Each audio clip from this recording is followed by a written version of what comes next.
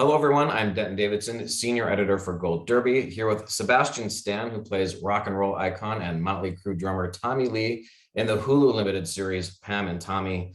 Sebastian, thanks for joining me today. And I want to start off just by asking, what was the most intimidating thing about taking on this role of Tommy Lee and telling us a story about that's centered on a sex tape, but it really was so much more than that? Yeah, well, I don't play the drums. I don't play any instrument. So that part of it was definitely, I think, very scary. I sort of started taking drum lessons, I think in really January, about 2.5 months before we started. We started in April, and while I was shooting another project, so I was doing that on the weekends and then kind of building up to it.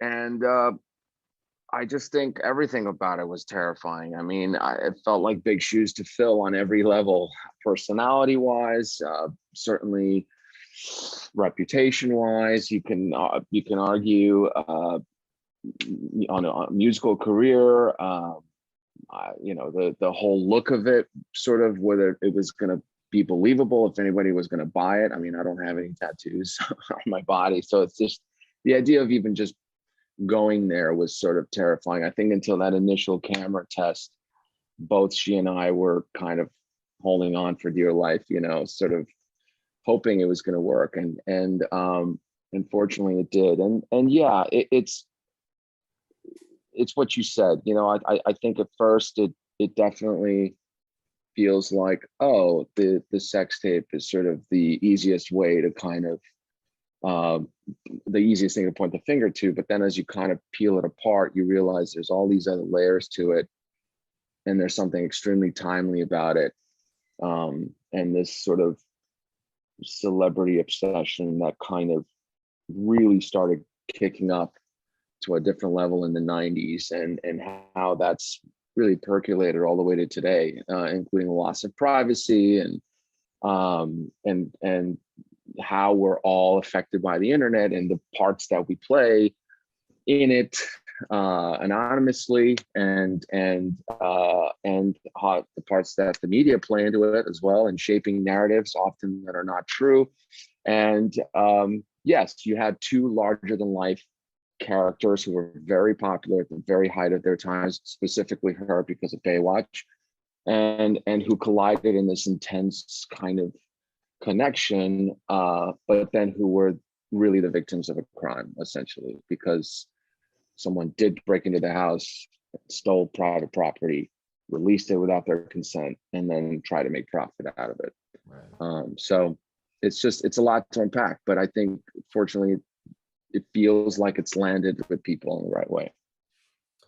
And when you're playing someone that's real, so you've played a real person before. You played Jeff Gillooly in I, Tonya. Right. He's not a Tommy Lee though. So when you're playing someone that's so well known, is that more difficult for you to prepare for? Do you have to watch a lot of interviews, or how does that? Yeah, I mean, both. It was just nonstop. I mean, it was just literally every waking hour was listening, on AirPods to a 2-hour compilation of interviews that I have put together off of YouTube, dating all the way back to the 80s, up to today. Anything I could find on him, and Lily was doing the same thing.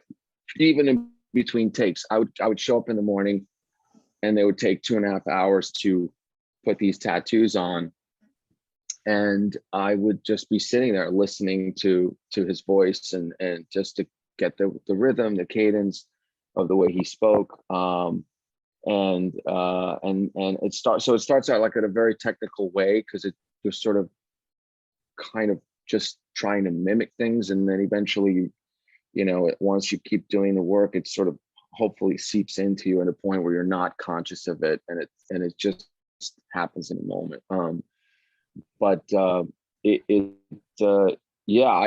also there was an energy factor to it. I mean, he was always at a level 10, no matter what. That's how he was written in the scripts. And if you look at the interviews, it almost feels like he's always listening to a piece of music, or he's constantly almost at the drums, even when he's not playing. Um, and fortunately, one thing that I did that helped me out was I did try that earpiece device, and I had throughout the scenes, and I would just always have music playing in my head, you know, even while we were doing things. So there were some tricks, you know, there were some things that you kind of learn, rely on, whatever, to kind of get you there. But it is tough because it's not you, and you're handed a life, and you know, you're sort of told, go and fit into that somehow, and you don't always know if you will or not. And Tommy and Pam had such, you know, a heated physical relationship, and you're just meeting Lily James. Is that difficult or awkward to get into that right away, or how do you sort of navigate that? I think it's about trust and it's communication. And I remember I reached out very early on, and I just said, look, you and I have to sort of be tied at the hip on this thing, and I'm here, whatever I can do to help guide us along, and I'm looking to you for guidance. And so unfortunately, I think we were really on the same page. I mean, obviously I'd worked with Craig before, so I knew a lot of how to communicate with him, and I knew some of the ways he was going to approach this, and that was helpful. And then the scripts were really good, so it just came down to sort of she and I really aligning ourselves and making sure that we're approaching it from the same place. And one of the things that we were both very protective of is just, regardless of how crazy things got, we would always make sure that we didn't abandon that very inherent bond, that very instinctively kind of, you know, intense connection that they developed, that never really left. And it's true, because their story continues for 8 years on and off, even after our show ends. And you know, I spoke with Craig Gillespie, and and speaking of the script, he was talking about, you know, that scene everyone's buzzing about where Tommy's talking to his own penis. I mean, Right. it keeps coming up.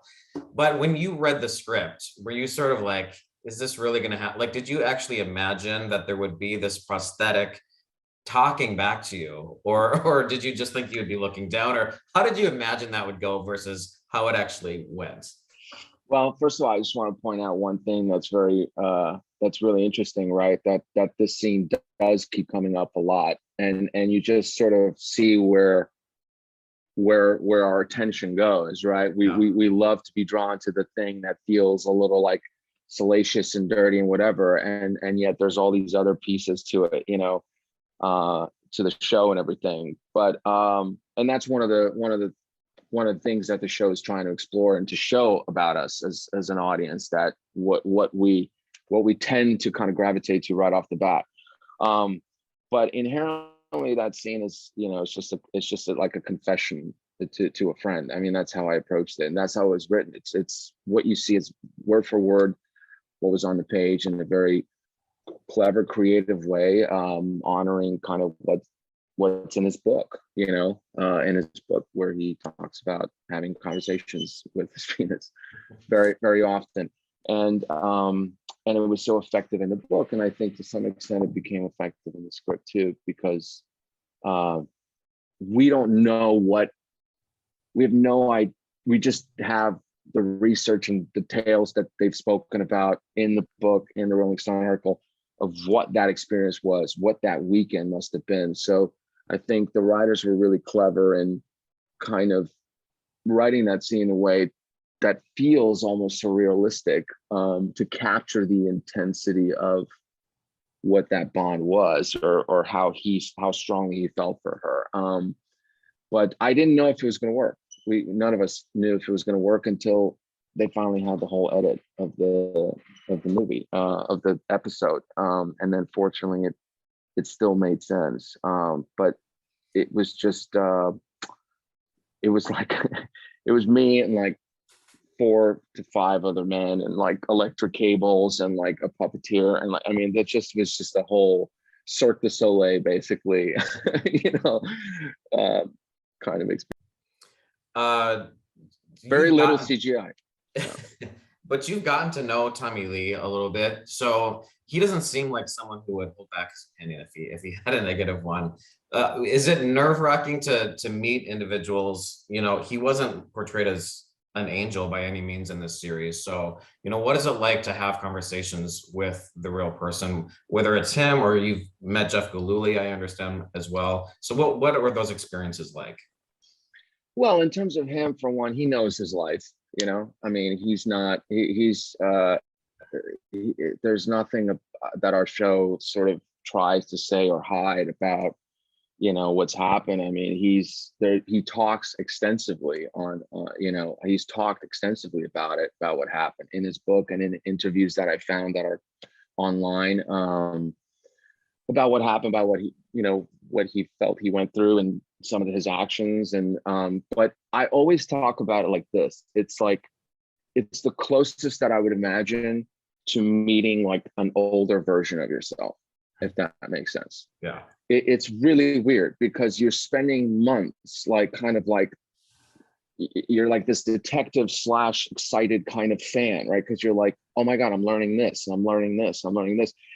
And then suddenly you come at it and you know, at the person, and you're going like, hey, by the way, remember when you did that, and remember this, and what about this, and by the way, the Sunset Strip, and did it, and they're just looking at you like, yeah, I mean, my life's very different now, you know, like I'm like, you're just suddenly, you just sort of feel a little like, oh, you feel kind of silly a little bit, because it's, again, and that was the case with I, Tonya too. I mean, I just had researched everything I could possibly find for months, and every single footage I could find, everything that, you know, and then they're in front of you, and you just kind of like freeze, and you just always walk away going,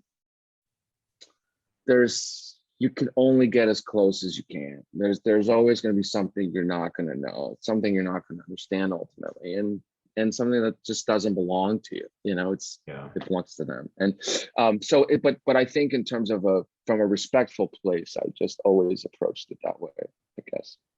And there has to be a balance, I assume, as well, of just, you don't want to do nothing but imitate them. You know, it's a balance of, you know, what you bring to the character and the I like, mean, look, I would actually probably ask you this. I'd be more curious, like, you know, what you would think. Like, for example, when you look back at certain performances, and they've been so many great performances, right? Like of biopics and things, but like the ones that really stand out to me to this day is, for example, it's like that that Joaquin Phoenix and Johnny Cash, right? Or even like Fassbender, Steve Jobs. I mean, it's like they don't, you know, they look nothing alike, but there was an essence there. There was a sort of an energy in something.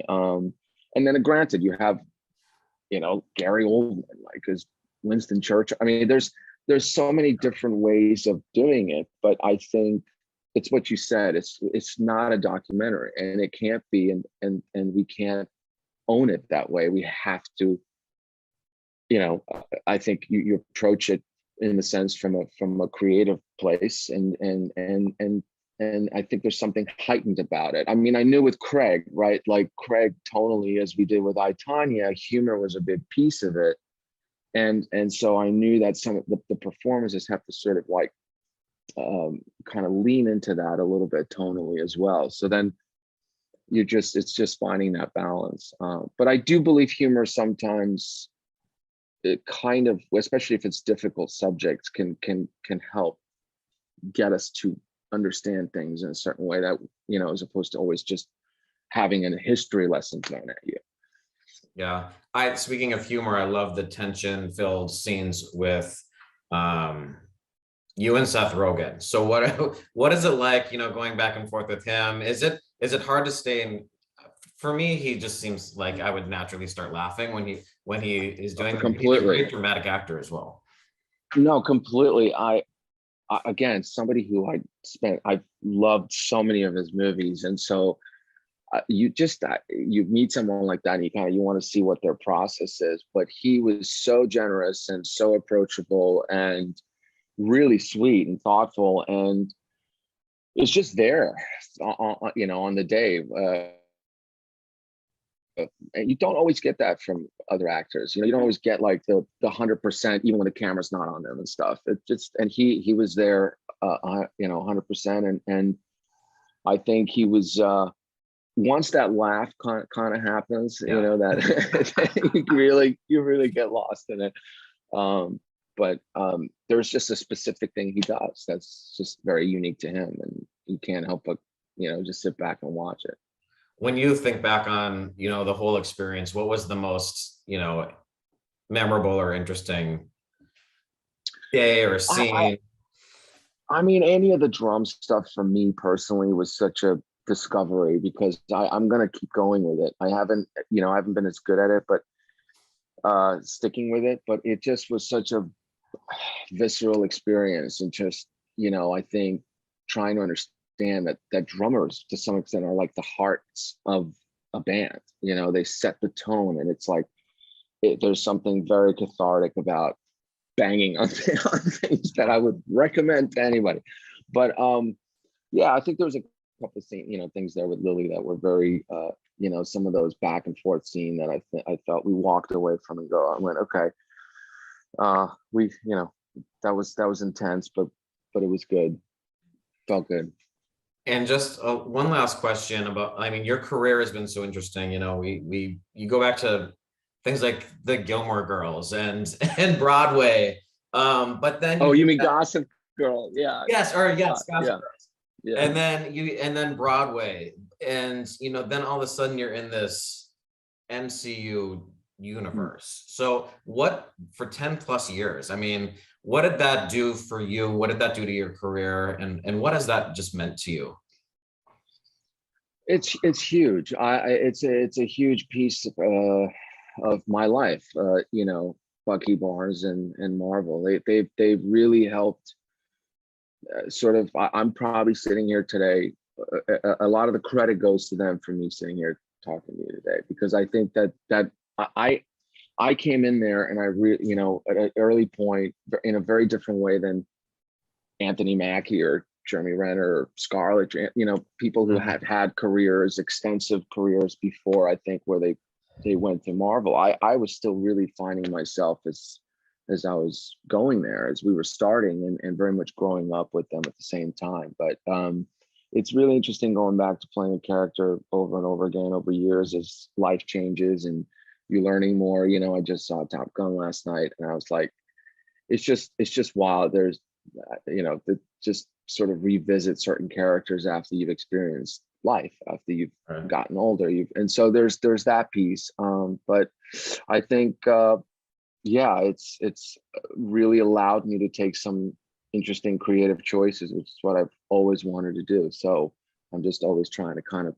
keep myself, you know, on my toes, so to speak. Well, yeah, I mean, you know, you never know now when you're 60 years old, they might have something else for you if you're looking at Top Gun. Oh my God, yeah, right. I mean, it just was wild, and also just, I mean, there's probably a time when it will have to come to an end. You know, obviously, you're still thinking about like that Robert Downey Jr. scene at Endgame. You know, just still gets me a little bit, because you know, you've seen that guy for the last 10 years sort of take on that mantle, and so there's definitely something there. Yeah. Well, Sebastian, congratulations on Pam and Tommy. It was Thank you. Such a great series. Best of luck to you, the entire cast and crew at this year's Emmy Awards. We hope to see all of you at that red carpet.